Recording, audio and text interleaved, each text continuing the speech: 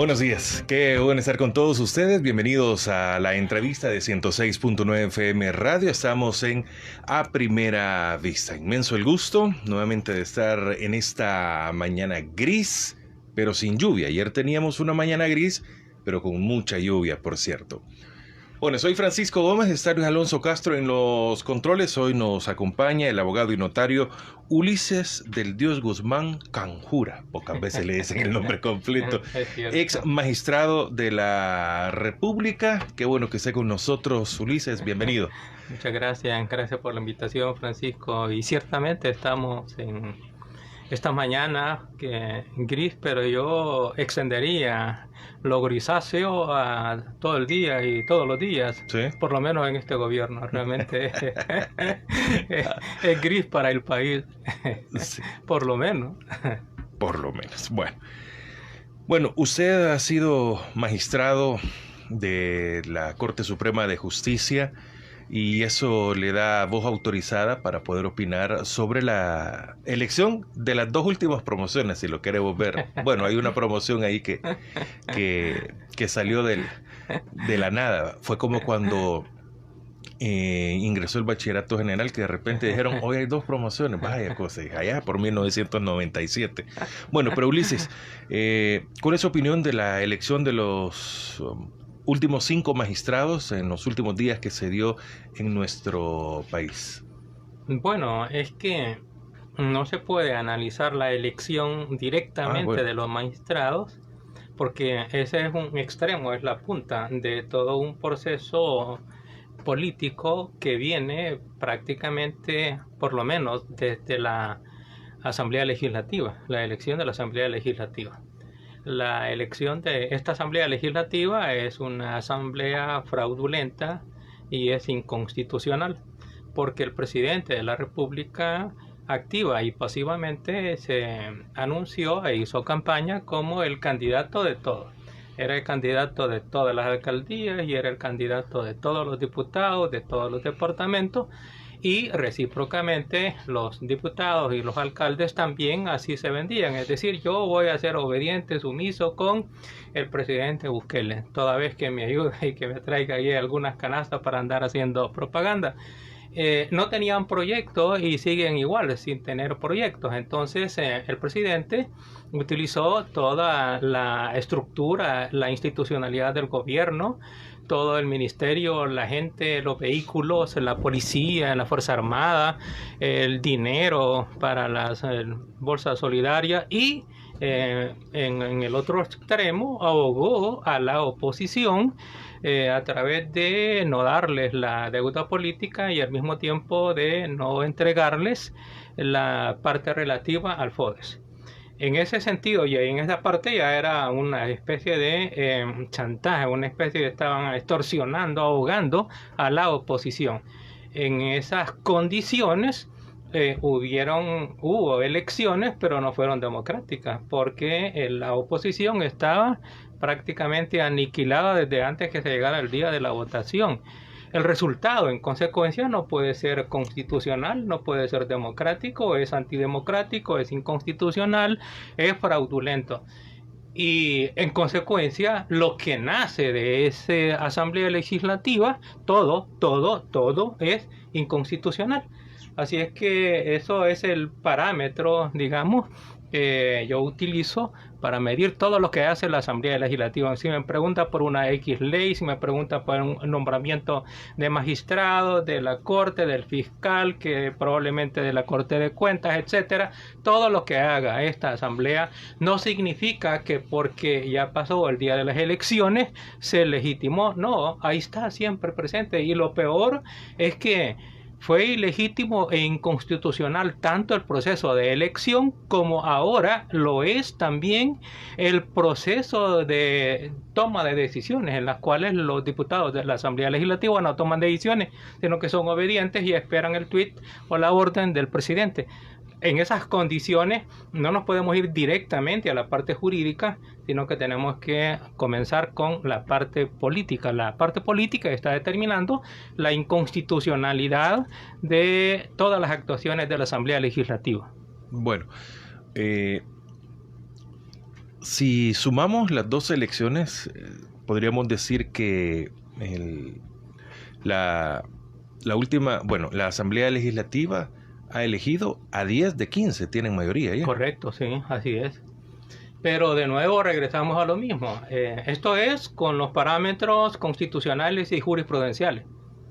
Pero ocurre de que a esta asamblea y al presidente no se le puede juzgar con esos parámetros, sino que solamente con relación a lo democrático, lo antidemocrático, lo republicano, lo dictatorial. Este es un régimen que es dictatorial. No obedece la Constitución, no respeta la Constitución ni los precedentes jurisdiccionales.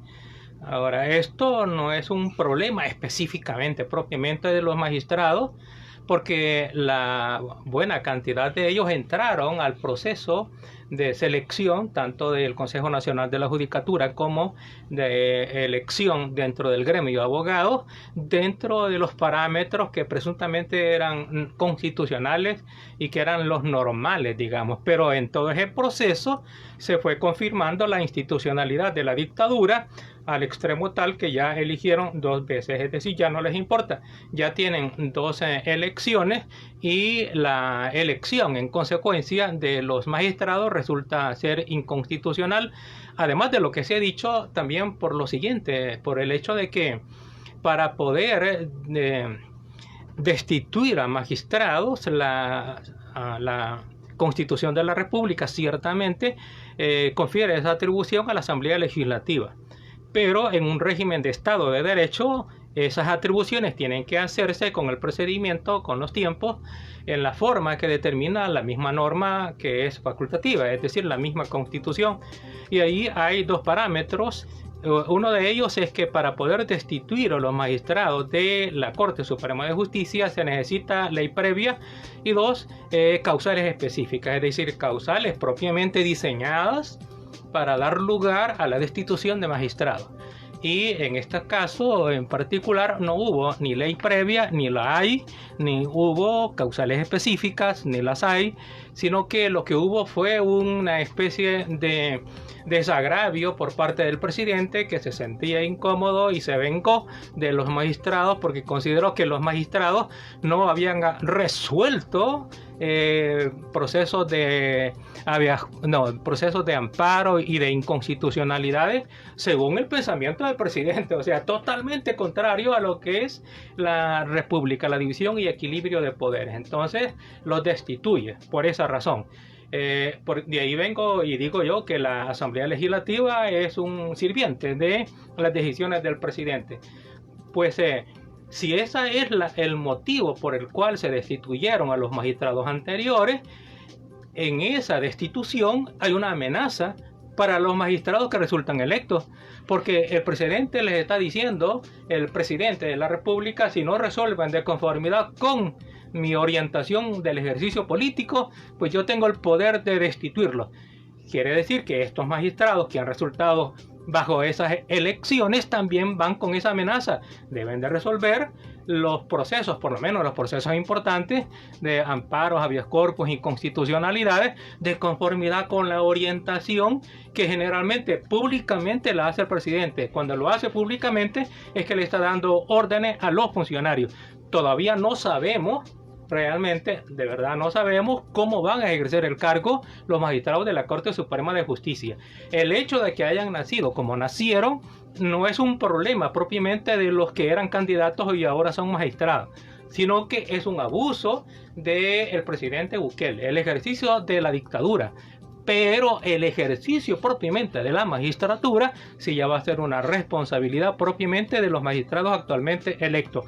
¿Van estos a continuar siendo hijos de la dictadura, sumisos a las órdenes del presidente, o van los magistrados a independizarse y a ser hijos de la democracia y ser autónomos, ser independientes e incluso emitir resoluciones en contra de la voluntad del presidente de la República si eso contraría los principios y valores y el sistema de la Constitución?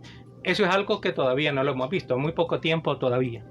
Y el interior de la Corte, de los magistrados de la Corte Suprema de Justicia, ¿cuál será el ambiente? ¿Cómo se lo imagina?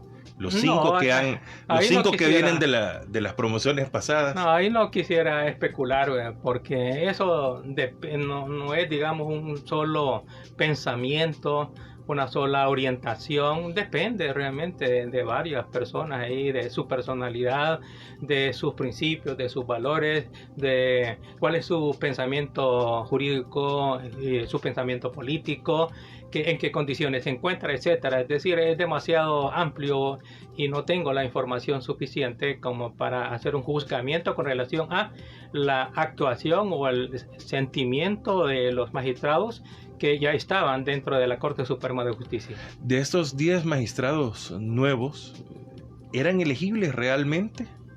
Los que eran elegibles, se siguió el debido proceso. Son dos cosas ahí, si eran elegibles o no. Si eran elegibles, eso depende de que hayan sido electos en la elección de las elecciones de los abogados. Quien resulte electo en la lista de los 15 que el gremio de abogados eligió, pues es elegible.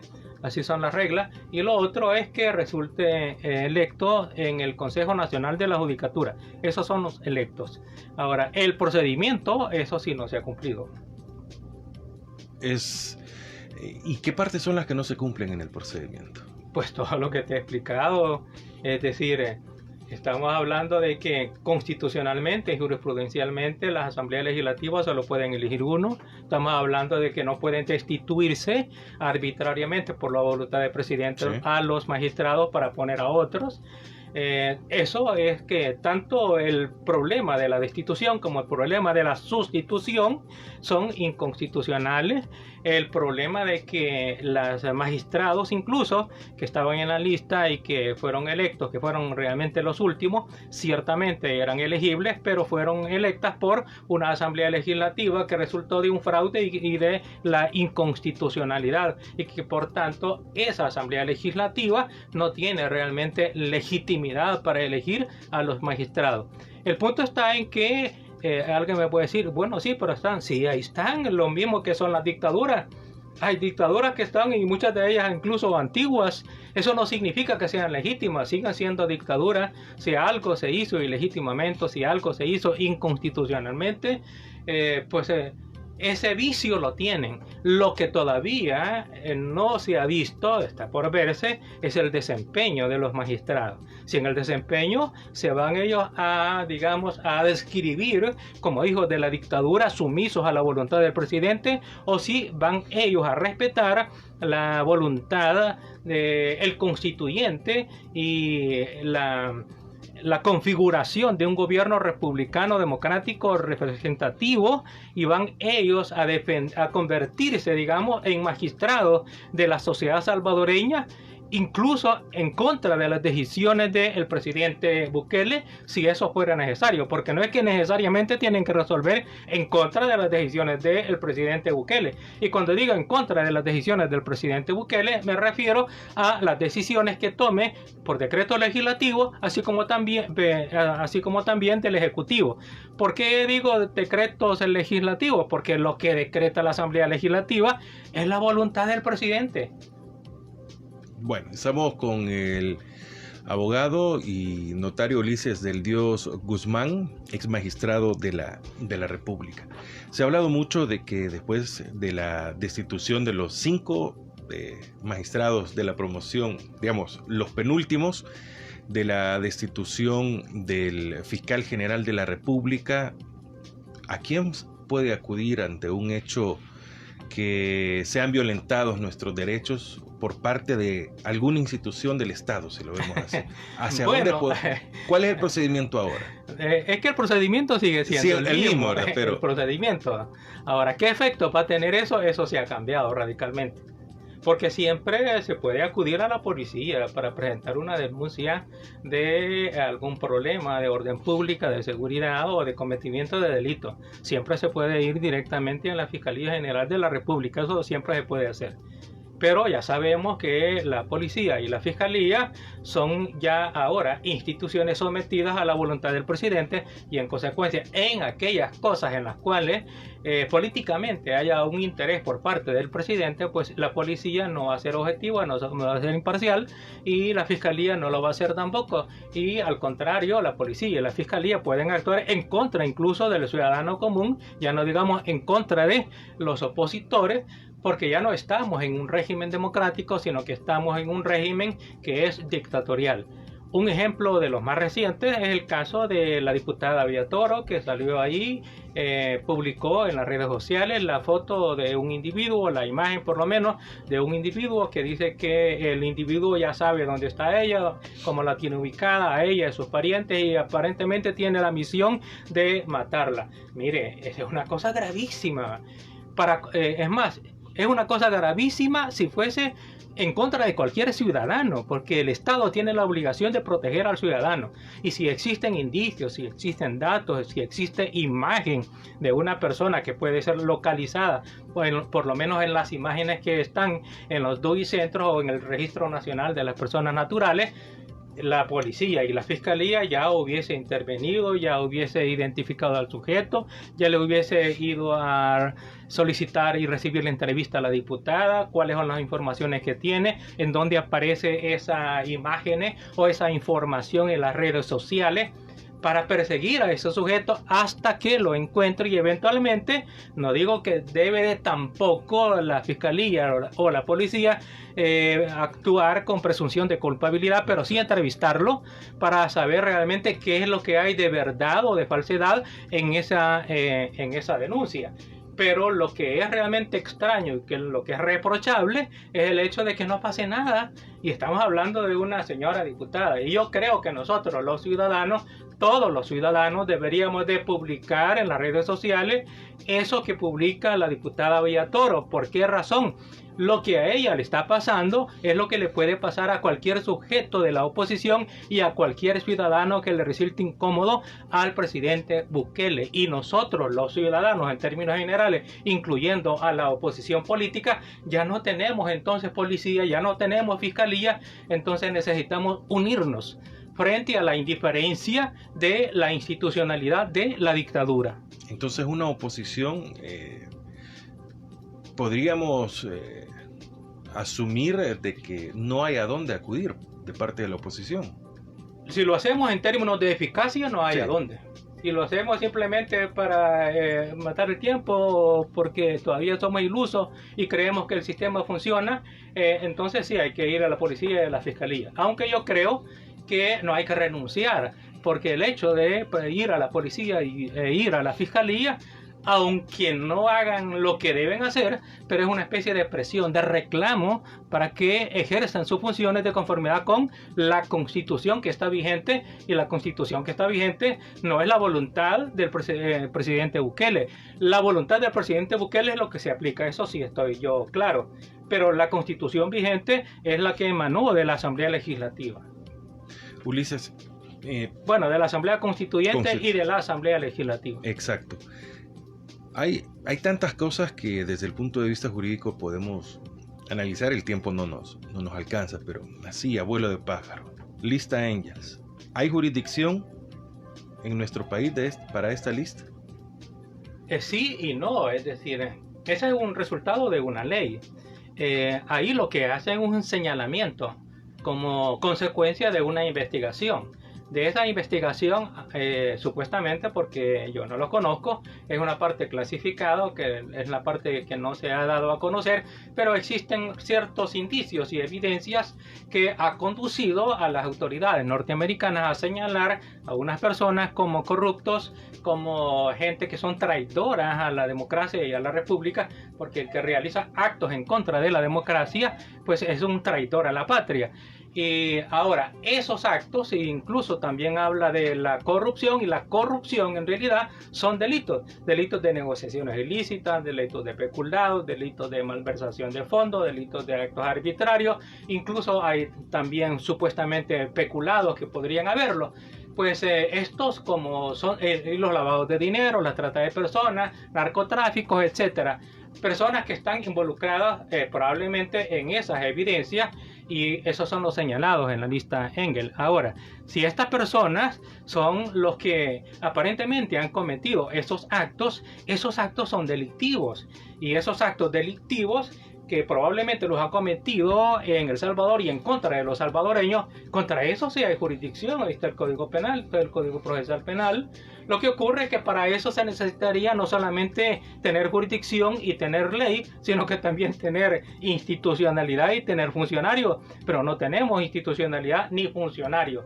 Ahora, por el otro lado, en el otro extremo, en los Estados Unidos, sí, las actuaciones que son delictivas, que señaladas por los mismos Estados Unidos como indicios o evidencias, eventualmente puede ser que sean delitos que afectan o que perjudican los intereses de los norteamericanos.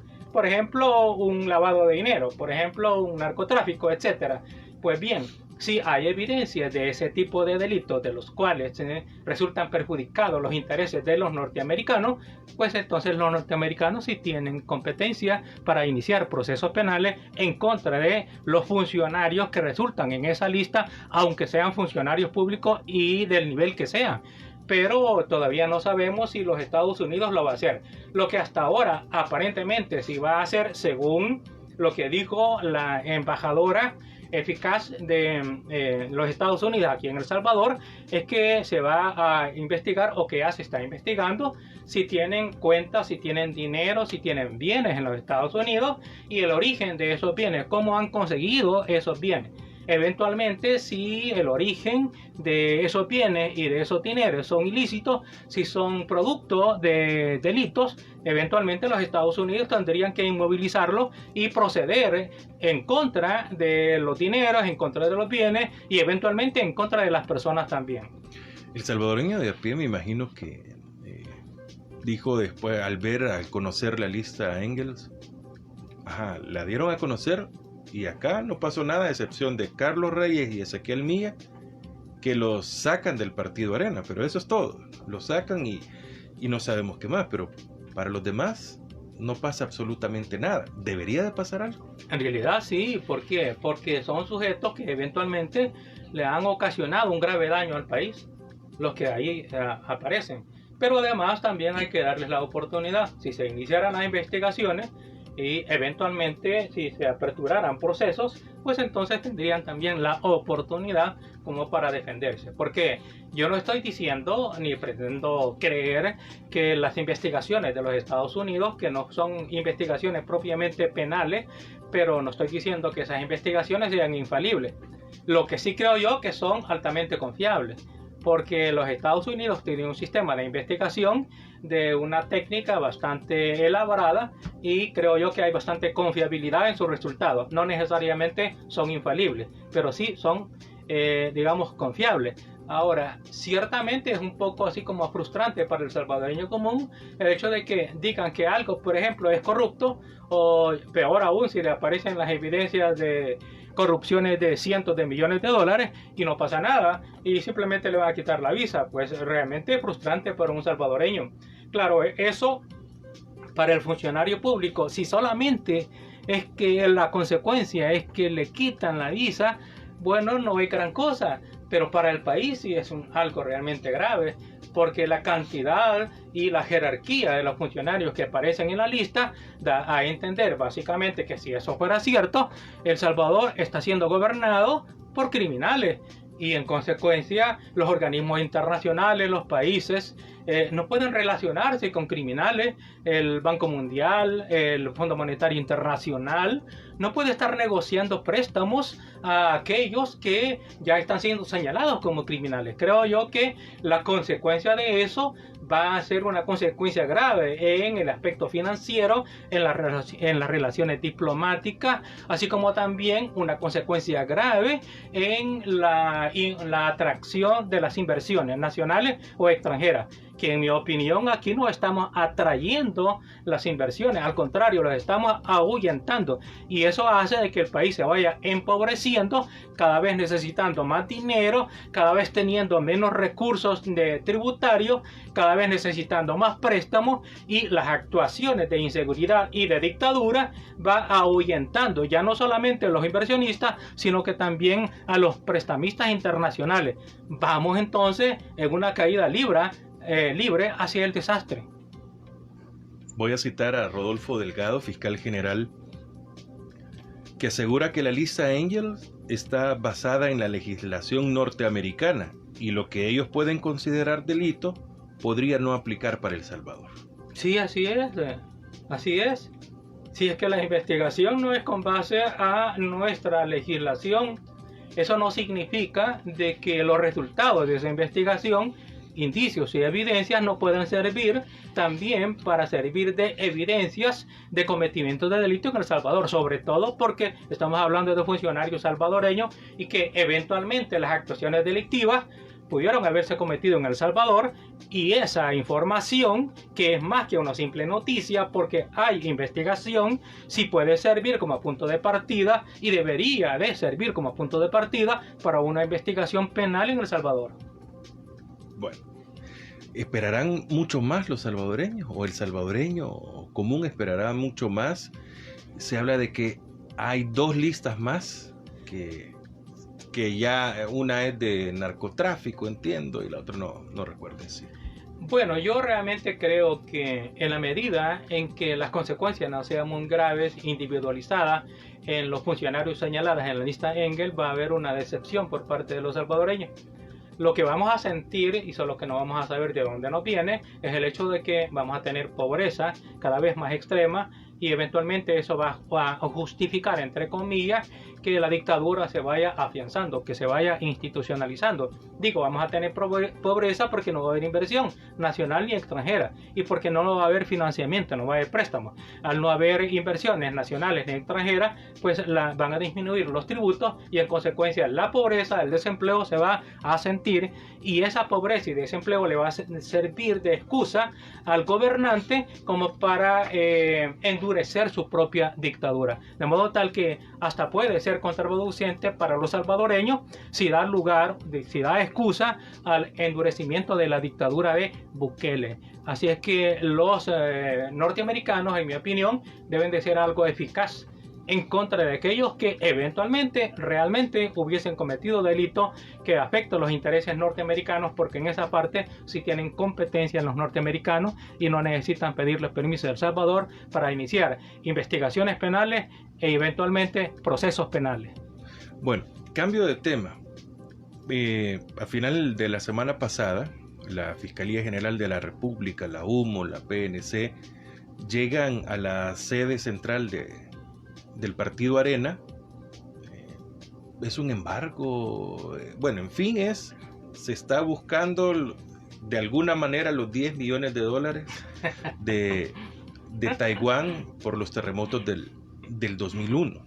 O sea, amén a lo que encuentren, cuál sea el show, ¿por qué no lo hizo otro fiscal y este sí? Bueno, esa pregunta realmente no la podría responder, porque otro no y este sí. Lo que sí puedo señalar de lo que se ve, de lo que se puede ver desde afuera, es que el otro no lo hizo porque era el anterior, ¿verdad? Porque había sido electo por Arena, y entonces había una cierta, digamos, consideración o protección a los intereses areneros. Y por otro lado, este sí lo está haciendo, que aunque no se sepa qué diablos está haciendo, pero está actuando como un instrumento de venganza del presidente Bukele. Y como la Fiscalía y toda la institucionalidad del Estado es sumisa a los intereses de Bukele, pues entonces lo está haciendo tratando de destruir a los partidos de oposición, particularmente al Frente y a Arena, porque son los partidos que eventualmente todavía tienen alguna fuerza, y en la medida en que se va a ir desprestigiando Bukele y su dictadura, pues podría ser que estos partidos de algún modo puedan mantener, ya no digamos recuperar, algo de la fuerza que antes tenía, porque esto es como progresivo, pero al mismo tiempo en la medida en que se fortalece Bukele se debilitan los partidos de oposición, y viceversa. Si Bukele se va debilitando, en la medida en que la gente va entendiendo los niveles de corrupción que tiene el presidente Bukele, pues entonces los partidos anteriores van a resultar que no eran tan malos como parecía, sino que era resultado en buena parte de la propaganda. No estoy diciendo que hicieron excelente gobierno, no, ni el Frente ni Arena hicieron excelente gobierno. Lo que quiero sí señalar es el hecho de que, vistas las cosas objetivamente, el gobierno del presidente Bukele es un total desastre, mucho peor que los dos gobiernos juntos, tanto de Arena como del Frente.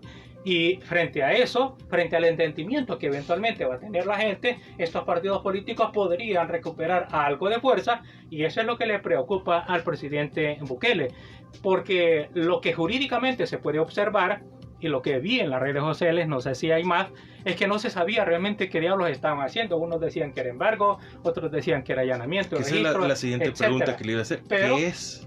Sí, como es a través de los medios, realmente una diligencia propiamente jurídica debió de haberse sabido. Es más, si eso hubiese sido un allanamiento, eventualmente sí podría haberlo hecho el fiscal, pero a estas alturas tendría que haber sido con una orden judicial. No presentaron una orden judicial. Si hubiese sido allanamiento, pues eso es la entrada a las fuerzas con fines de registro. Eso significa que el inmueble puede ser continuar siendo ocupado por el tenedor, el poseedor, el propietario, porque simplemente es una entrada a la fuerza para registrar. No significa que se van a quedar con el inmueble, entonces no se entiende qué diablos es lo que han hecho. Si fuese un embargo, pues entonces tendría que haber un decreto judicial, un ejecutor de embargos, y se tendría que ejecutar tanto en el registro como en la parte física a través del ejecutor que tendría que haber llevado el mandamiento. Tampoco se conoció. ¿Qué es lo que entonces nosotros tenemos? ¿Qué es lo que vemos? Pero el presidente de la República dijo de que las instalaciones de la sede del partido van a ser un gimnasio para la recreación. O sea, ya le está poniendo. Ahí él ya se está apropiando, está usurpando, ya por lo menos en su voluntad, algo que no se sabe de dónde. Si lo están embargando, ¿a quién le queda esa Es que no propiedad? tendría por qué embargarlo. Y si acaso lo va a embargar, tendría que verse la resolución judicial en razón de que se embarga el inmueble. Eso tendría que conocerse. No es en razón de la voluntad del presidente Bukele. Mejor dicho, me corrijo, no debe de ser en razón de la voluntad del presidente Bukele. Pero aparentemente que eso es. Y regresamos a lo mismo. Ya no estamos en un estado de derecho. Estamos en una dictadura. ¿Y qué debe de seguir Ulises? ¿O podríamos conocer más adelante de que sí presenten estos documentos que usted menciona? Pero no tendría que ser más adelante. Esa diligencia se hace a la entrada. Porque pueden decirte que no se la mostraron a la prensa. No, porque ahí ahí están los funcionarios de Arena, la gente que estaba ahí, que no se los enseñaron. Y eso es parte de los derechos de los ciudadanos. Mi punto de vista es que en la dictadura se suprimen las libertades y los derechos, tanto democráticos como humanos, de la ciudadanía, de las personas, de todas las personas, tanto de la oposición como la gente en lo común. Pues bien, esto le está ocurriendo ahora a un partido de oposición, a un partido fuerte. ¿Qué es lo que le puede pasar a cualquier ciudadano? Le puede pasar igual o peor. Es más, ya aparentemente ocurren cosas peores. Aparentemente desaparece la gente y no pasa nada. Y esos desaparecidos eventualmente reaparecen, pero reaparecen muertos y eventualmente torturados.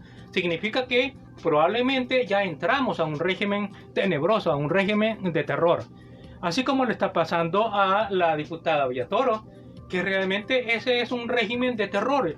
Es algo para intimidar a los diputados, que yo digo, y realmente ahí los recrimino, no solamente a los diputados de Arena, a todos los diputados que se consideren dignos, que se consideren que tienen todavía principios y valores democráticos. Todos deben de reclamar por lo que le pasa a uno de los diputados de la Asamblea Legislativa, que no son de los diputados sumisos a el presidente Bukele. Todos debemos de reclamar, todos ciudadanos. Todos debemos de ponernos en nuestras redes sociales y todos debemos de reclamar que se respete la integridad, la vida, y que se deje de intimidar a esa supuesta esquina de oposición que probablemente sea la última esperanza de las libertades y derechos de los ciudadanos. Ulises, hemos visto que en el paso de las sesiones plenarias, que por cierto hoy tenemos sesión plenaria, en algunas han modificado algunas leyes, algunos han blindado algunas cosas que se han hecho durante el gobierno y que lo hacen retroactivo. Sí, correcto. Y otras que van como ya para limpiar algo. Sí. ¿Eso es legal? No, esto es inconstitucional. Es más, es una contradicción a la legalidad y al derecho natural. Por ejemplo, la monstruosidad de la que se conoce como la ley a la viva. Esa es la más criticada. Pues sí, es que es una antiley, pues. Nace o sale de la Asamblea Legislativa. Pero ¿qué es lo que hace? Tiene dos partes básicamente. Uno le dice todo lo que pudieron haber hecho, incluyendo corrupción.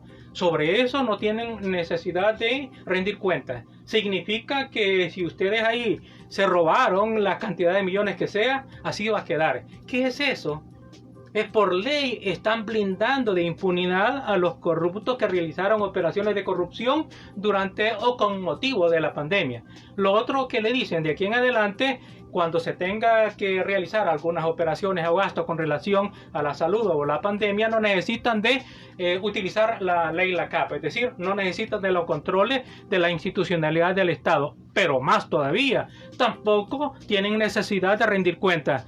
Y si no se tiene necesidad de utilizar los controles ni de rendir cuentas, lo que está haciendo es autorizando el robo, autorizando la corrupción. Entonces tenemos una ley que blinda de impunidad a los corruptos por la corrupción pasada y que autoriza o concede licencia para corrupción o para robar. Esa es una ley contraria al derecho natural. Es decir, está haciendo lícito lo ilícito, lo delictivo. Eso naturalmente no se puede perdonar. Eso en algún momento se va a caer. Los que crean que están blindados por esa ley no pueden estar blindados por esa ley. Este es algo similar a lo que ocurrió en la Alemania de Hitler, en donde precisamente porque creían que era ley, estaban autorizados para matar impunemente a los judíos y a otros más. No, en su momento se va a revertir porque es una monstruosidad. Eso es lo que hace la Asamblea Legislativa. Eso es lo que hacen los inimputables.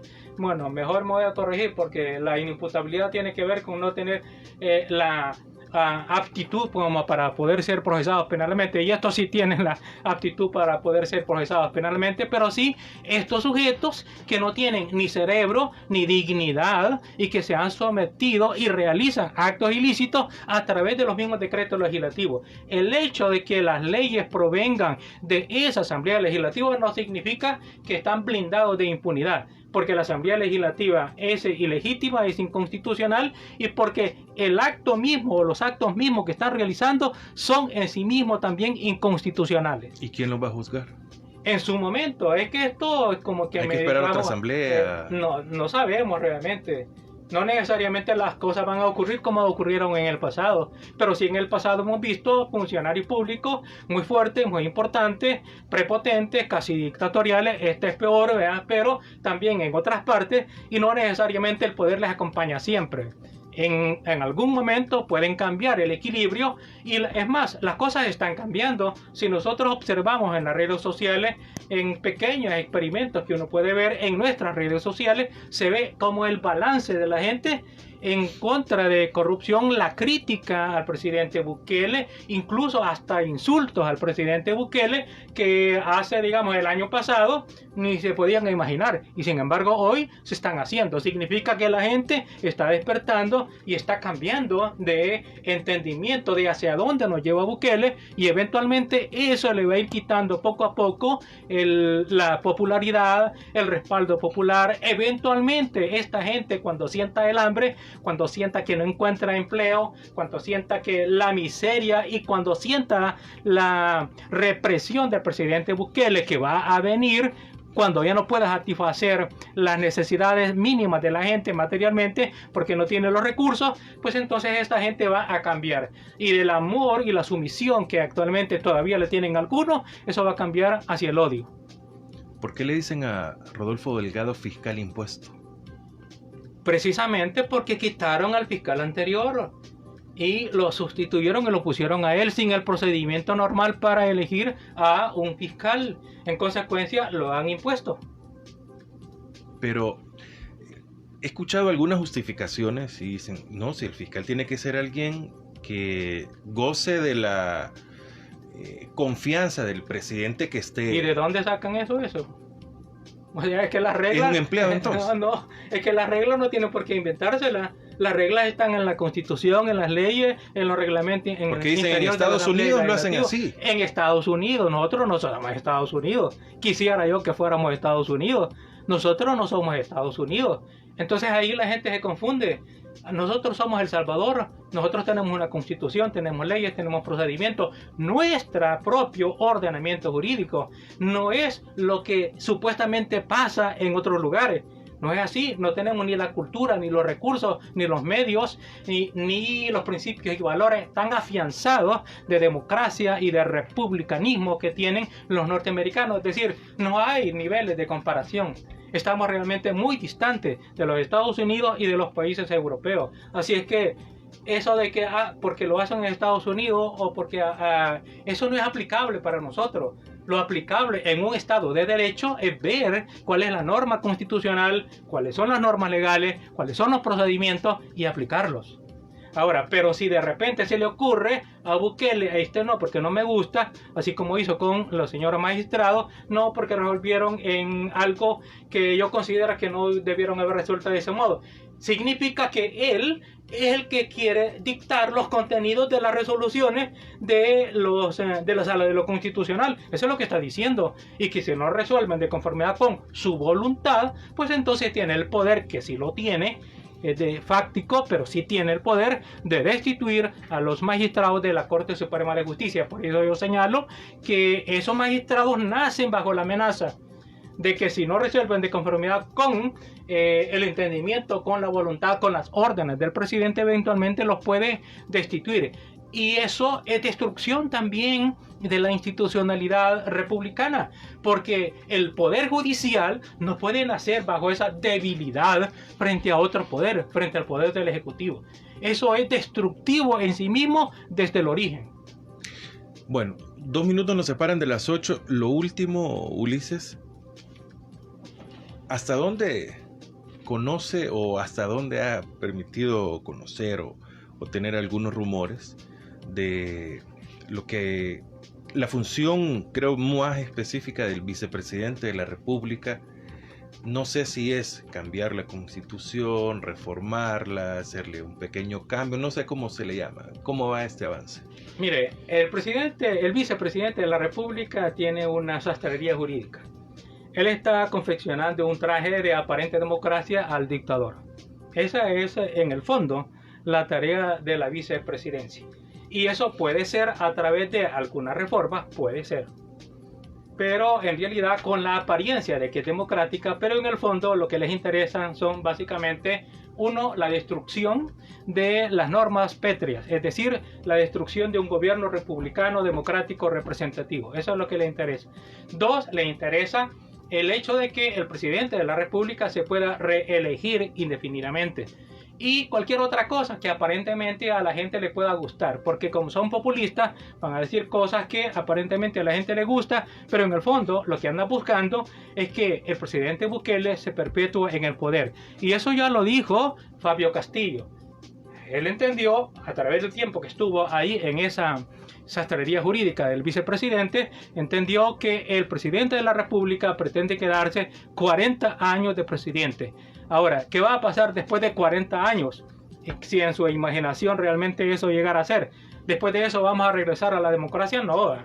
Eso es la implantación y la consolidación de una dictadura y probablemente de un califato, es decir, de un linaje de familia en donde ya el poder deje de ser realmente determinado por la voluntad popular, sino que a través de las reglas de la herencia. Es decir, un linaje como lo hubo en un cierto tiempo en los países europeos, de los países de los reinados absolutistas.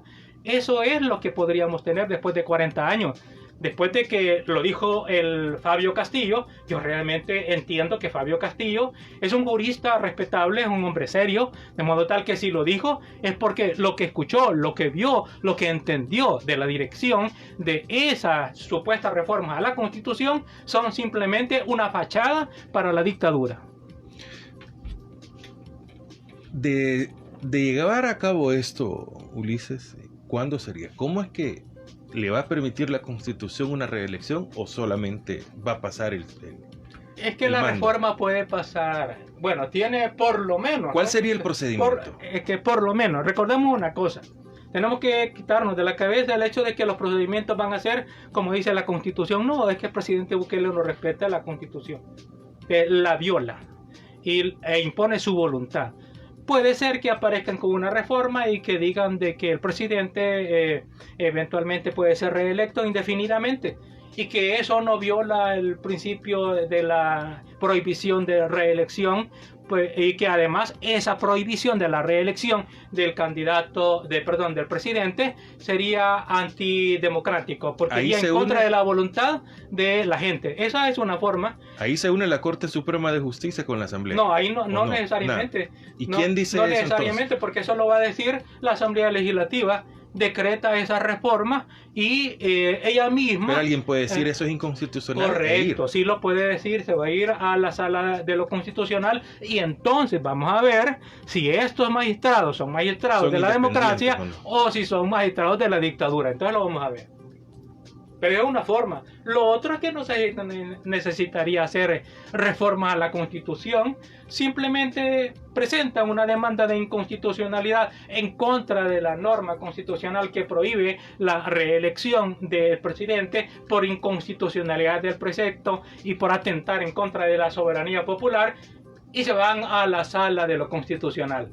Vamos a ver qué pasa. Y ahí le resuelven. Ahí le van a resolver. Ahí vamos a ver qué magistrados tenemos. Si la sociedad salvadoreña tenemos magistrados de la Sala de lo Constitucional, o si es el dictador Bukele quien tiene magistrados de la Sala de lo Constitucional. Eso se vería en esos puntos álgidos de los conflictos de constitucionalidad que todavía no se han presentado, pero que es altamente probable que vayan a presentarse. ¿Y eso tendría que ser próximamente o dentro de este periodo, periodo de los 5 años del presidente Bukele? Y todo también va a depender... No, hablo de la asamblea. Con esta asamblea legislativa es que va a ocurrir, porque con esta es que tienen esas mayorías, tienen la mayoría calificada de 2 tercios, y la próxima no podría tener esa de los mayoría. 3/4. No sabemos si la va a tener o no, tal como vamos aparentemente no, digo, si fuesen realmente a haber elecciones democráticas, pero pudiera ser que para la siguiente vez ya no tengamos elecciones democráticas. No tuvimos elecciones democráticas en esta oportunidad. ¿Por qué? Bueno, ya te expliqué, el fraude de Estado. Pues eso no es una elección democrática. En la siguiente podríamos no tenerla de otro modo, bien sea por una represión directamente, una represión física, o bien pudiera ser por un control cibernético, en donde ahorita están induciendo a toda la gente a que se introduzca en el Bitcoin. Ahí le están dando todos los datos financieros, personales, biométricos, etcétera. Eventualmente también les están dando el mismo cuento de repartirles deuda. Supuestamente los empresarios también se van a introducir y a ellos les van a dar también a través del Bitcoin, entre paréntesis, que en el fondo es un reparto de deudas, porque todo eso es a través de deuda, ¿verdad? Pues, es una cosa absurda. Bueno, pero lo que quiero señalar que va a quedar, o puede quedar, no sé realmente qué tan listos o qué tan tontos somos nosotros los salvadoreños, pero va a quedar una cantidad de gente que eventualmente después de eso, como ya están en esas redes, pues entonces se les puede ocurrir que la votación puede ser electrónica. No se preocupe, no vaya usted a contagiarse, no salga de su casa, solo apriete un botón y van a cambiar las reglas, y para eso solo necesitan la Asamblea Legislativa. Usted apriete el botón, después vamos a ver realmente cómo nosotros vamos a controlar quién verificó eso, cómo está la pureza de ese control, a favor de quién votaron. Aunque nosotros miráramos manifestaciones de miles o de millones de gente en las calles, él va a decir que las elecciones dicen que tiene el 90% de aceptación y que no son esos que están en la calle, sino que son los que están en los celulares, los que han votado por él, y que eso representan a los ciudadanos. Vamos a estar nosotros que ahorcados a través de la tecnología. ¿Puede eso ocurrir? Claro que sí.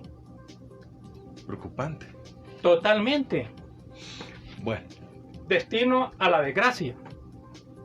A menos que nos despertemos ya, porque la democracia la estamos perdiendo ya. Hoy, ayer, hoy, mañana. Lo último, hoy esta sí es la última. El abogado Ricardo Roque siempre me menciona algo, y yo me pregunto, ¿y quién será?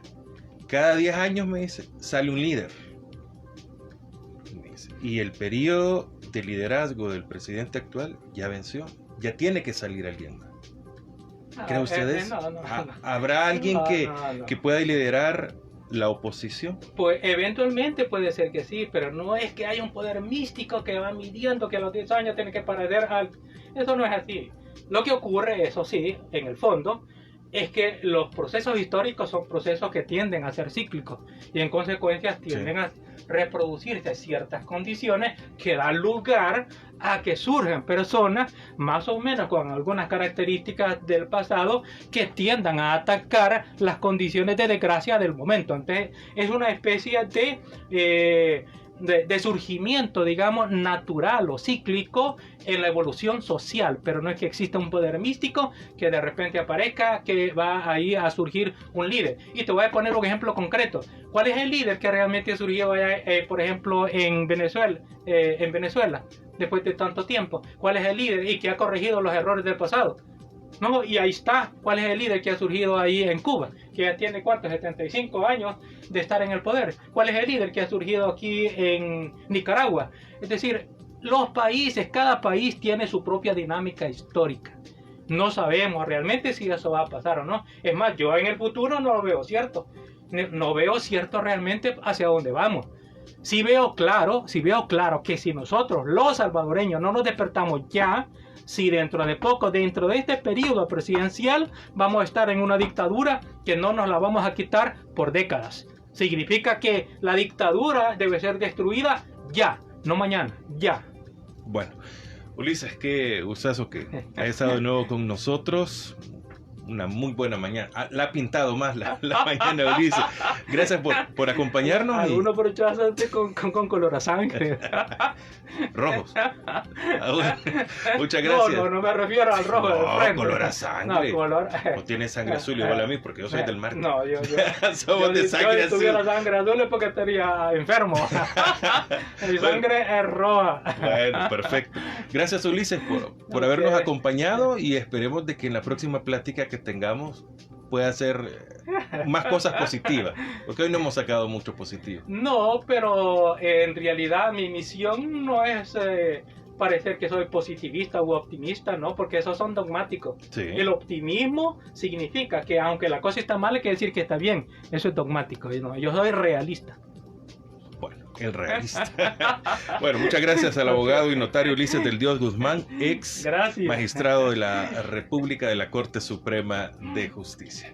Continúen con Estrella y Verónica y Luis Alonso también. Buenos días.